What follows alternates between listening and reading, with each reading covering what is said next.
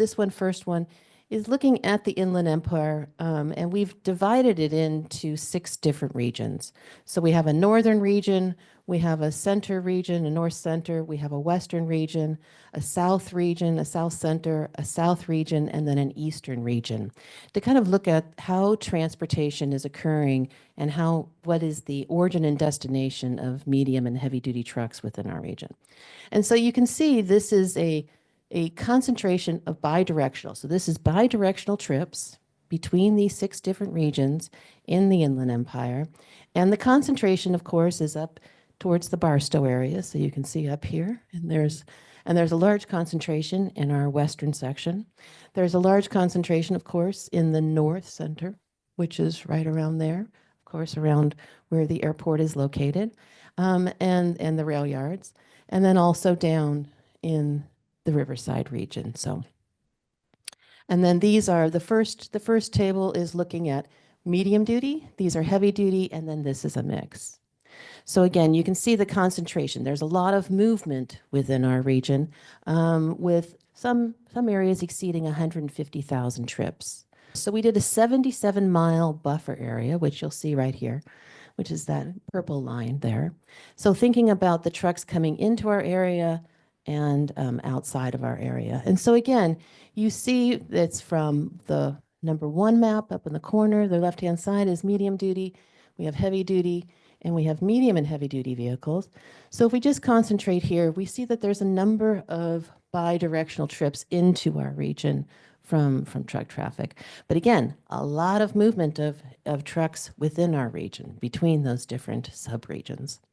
And then finally, those are about 30,000 trips of heavy duty traffic. These are trips that are going out. And again, we see a large concentration of trucks that are going out of our area, particularly from the western side here, as well as the San Bernardino concentration area. So the truck traffic we know is tremendous within our area, and some of them exceeding up to 50,000 trips. So we see a lot of movement of goods. The airports are really central to the movement of goods within our area. There's a lot of activities that are occurring. Again, there are these inland ports, these central inland ports that are really there for the movement of goods and the facilitation of goods movement in our region. And again, more work needs to be done to understand these connections. And I think today's conversation is really a beginning, right? It was Norton Air Force Base. And it was, to say it's an economic engine is an understatement. When we were announced for closure officially in '94, 10,000 jobs left the area quickly. That was about 8,000 military, 2,000 civilian. And what that actually equated to and the total consumer impact of that job loss was over 15,000 jobs leaving the area. So that's what we started with. 1994, that blue line became the very first project that we embarked on with the U.S. Department of Commerce. It's a $9 million project that removed the guard shacks, took the guard shacks down, and started to rebuild and replace the main backbone infrastructure. So not just the roadways, but every single utility that was underneath it. All had to be replaced. And that's a common theme that we find in former military bases is they do take a lot of work to get back up to par and to commercial standards. So we talked about losing jobs. Every year we do a hard count of actual full-time direct jobs. So not full-time equivalents, not what I'll call developer math, but boots on the ground, because that's what Norton was, boots on the ground. So this past year, in calendar year 2023, we've finished that year with just over 18,000 jobs. That's the airport and the business park combined, producing a total economic output of over $4.8 billion. So that 15,000 that we lost equated about 2.9 billion of economic output gone, as in 2009 dollars. So we're making some headway in that. So that's kind of the stats as we wrapped up. Every year, us airports get to report to FAA all of that wonderful data that goes into a big database that we all then stare at. And so for total passengers, um, Audif, he moves decimal places on his numbers, but we're pretty proud of wrapping up 50,000 passengers in 2023. We've actually done over 100,000 and counting. Why that's important for us is those FAA dollars that come down through grant funds. You don't get any formula money for anything but passengers or cargo. So it's about tons of cargo. It's about how many passengers are coming through your facility. So we're finally in that club, which we're pretty happy about. But technology being what it is, we're also trying to stay ahead of things. And so Ms. Kim Benson, our UAS administrator, embarked on this journey with us back in 2020. And what this effort is a on-airport drone training and test facility, which kind of seems counterintuitive because for a better part of my career, I was told, oh, you can't ever fly drones at airports. Well, no, there's an added sentence to that. You can't fly drones at an airport without the proper permission.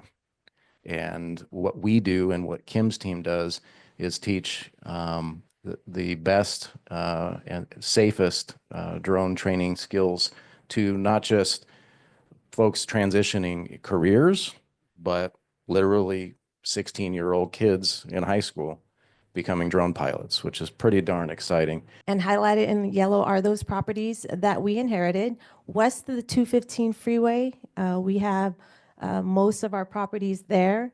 It's the most active development area today. And we have a little area called the northeast corner. You can see the little box on the northeast corner of that area. That is entitled for a medical campus. And then you see the two triangular parcels on both sides of the runway. Those are our airport parcels. So we are an airport authority under our charge.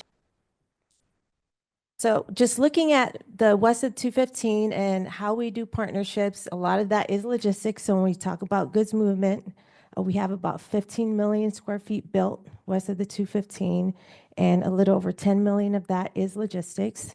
And a lot of that is because with our military missions, they do care about the density and how many people that you congregate in a single area. So a lot of our uses are logistics for that reason, is to protect our airspace for the military. We've built about 1,300 acres to date of these types of business park industrial uses.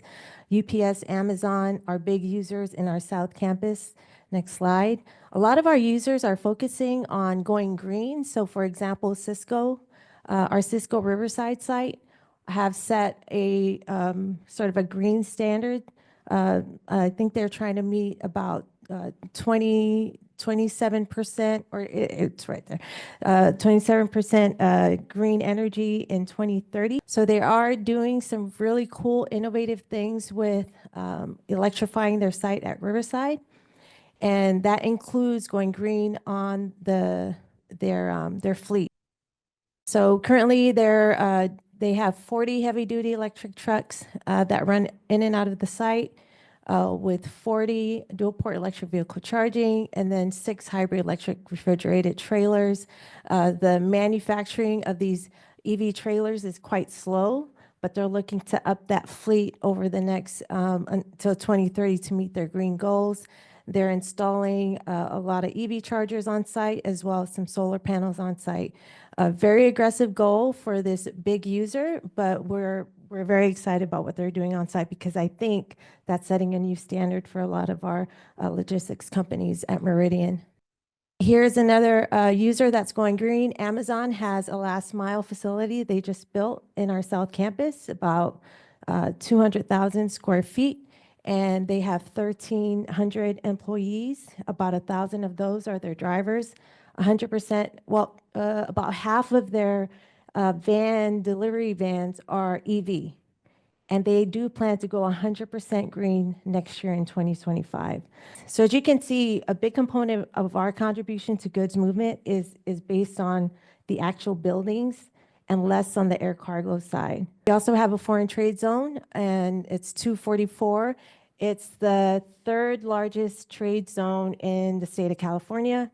We cover over 400 square miles of area, so it's most of western Riverside County. Next slide. Oh, and those stars just mark the users that we have in the zone. Next slide. And this is just some stats from the zone. We employ about 3,000 in the zone and move $2.6 billion worth of goods through the zone. A big economic contributor to our area. Just a little highlight, 1996 base realignment, we lost $500 million towards our economy and over 10,000 jobs. Next slide. And to date, the former Air Force Base area, which includes the airport and our development area, we've created over 15,000 jobs and $10.1 billion to the local economy. I will say that it is between the 15 to $20 billion of direct and indirect impact of economic impact that the airport has to the region. Really continue to solidify ourselves as a key driver, really, with major players such as UPS, FedEx, Amazon, and soon we will have DHL at our airport as well. We're working on that right now. So we've created a network that not only supports our airport, but also the broader regional economy. And a lot of these names sound familiar that you've heard from Mike and Dr. Martin, and they play a very, very big impact, especially on the cargo side of things for our growth. So our growth is really reflected in our national ranking. We are the 10th in the United States for cargo. Now let's just take a moment and think about that. 2 of the top 25 airports in the country are in this region. I mean, that's pretty amazing. So we're very proud of that. It really plays a big role for us. It talks about our capacity, our partnerships, and really the trust that the industry has placed in us. So this year we're on track to reach a very significant milestone. We are right now tracking at the end of the calendar year to be just a little over 7 million passengers. We haven't hit or seen that number anywhere since 2007, and it's truly a proud achievement for us, reflecting on the strong demand and increasing appeal of O&T to our travelers. Our travelers are beginning to see that from Ontario International. You can go anywhere in the world. This is really a big win for the entire region, not just for the airport. I'm excited to talk about that we received our Custom Borders Patrol designation. It's going to save the airport about $4 million a year. And how the federal government works with their CBP officers is, the port of entry airports, they don't have to pay for this service. The smaller airports, this is a service that they have to pay for, of the staff and the officers that are here. In working with CBP, we've been able to show the growth and how competitive we are. But what it also is going to do, and why it helps our region, is when Mike or Dr. Martin have needs of clearing international cargo, we will have more officers available to share with other airports in our region. And that was a big part of our push with CBP and talking about that and showing our continued growth. We are right now working with CBP, and it should hopefully be up and running around the third quarter of 2025. That will help us clear international cargo. And then with the CBP designation, that's very important in what we'll be able to do for our airport and for the region as a whole, and really kind of establishing ourselves as a true port of entry and an aviation gateway into Southern California. We really want Ontario International to be a main gateway into Southern California, as I mentioned, and in partnership with Omnitrans, SBCTA, really connecting the world to the Inland Empire and having people have that ease of access in and out of the airport.